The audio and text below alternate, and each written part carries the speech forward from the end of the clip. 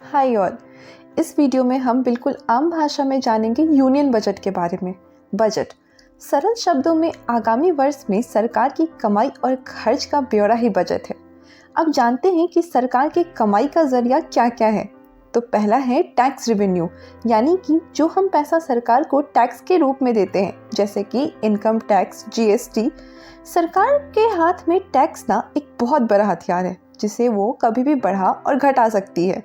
सरकार अगर किसी चीज़ पर जीएसटी बढ़ा दे तो उस चीज़ का दाम बढ़ जाएगा। दूसरा है नॉन टैक्स रेवेन्यू, यानी कि सरकारी बैंक जैसे कि एसबीआई, पीएनबी और सरकारी कंपनियां जैसे कि एनटीपीसी, सेल, भेल, ओएनजीसी, ये सब भी सरकार को अपने मुनाफे का कुछ अंश देती है, जिसे लाभांश कहते हैं या डिविडेंड कहते हैं।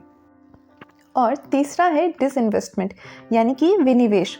सरकार सरकारी कंपनियों में अपनी हिस्सेदारी को बाजार में सेल करती है और इससे भी वो पैसा जनरेट करती है। ये तो है टोटल आमदनी की बात। अब जानते हैं कि सरकार के खर्च के बारे में, जो है आमदनी से ज़्यादा।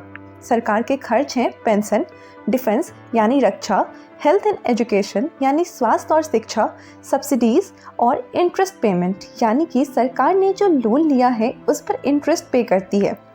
जैसा कि मैंने पहले भी बताया कि सरकार की एक्सपेंडिचर यानी कि खर्च उसके इनकम से ज़्यादा है। इस एक्सपेंडिचर और इनकम के बीच के गैप को हम फिस्कल डेफिसिट कहते हैं, यानी कि राजकोषीय घाटा। फिस्कल डेफिसिट होने का मतलब ये नहीं है कि देश इकोनॉमिकली अच्छा नहीं कर रही।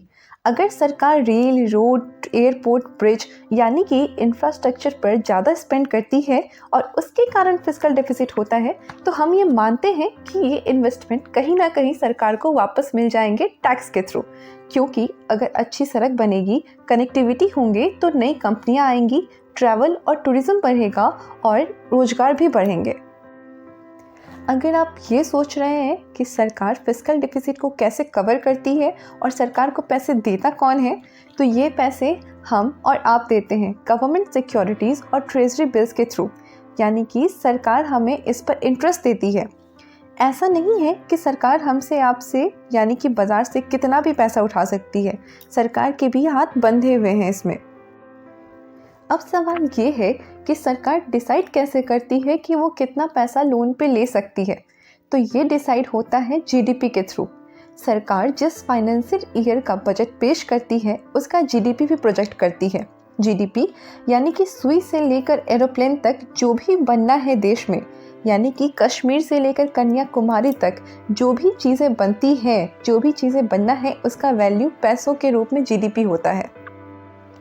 टोटल बोरोइंग 3% से ज़्यादा नहीं होना चाहिए, यानी कि सरकार प्रोजेक्टेड जीडीपी के 3% से ज़्यादा नहीं ले सकती। अब हालांकि कोविड के कारण ये परसेंटेज ब्रीच हुआ है।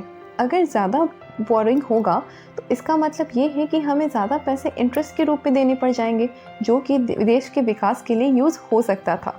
सो गवर्नमेंट सबसे पहले अपना इनकम, बोथ रेवेन्यू और बोरोइंग निकालती है, फिर उसके बेसिस पे अपना एक्सपेंडिचर डिसाइड करती है। Thank you for watching and stay tuned for more such videos.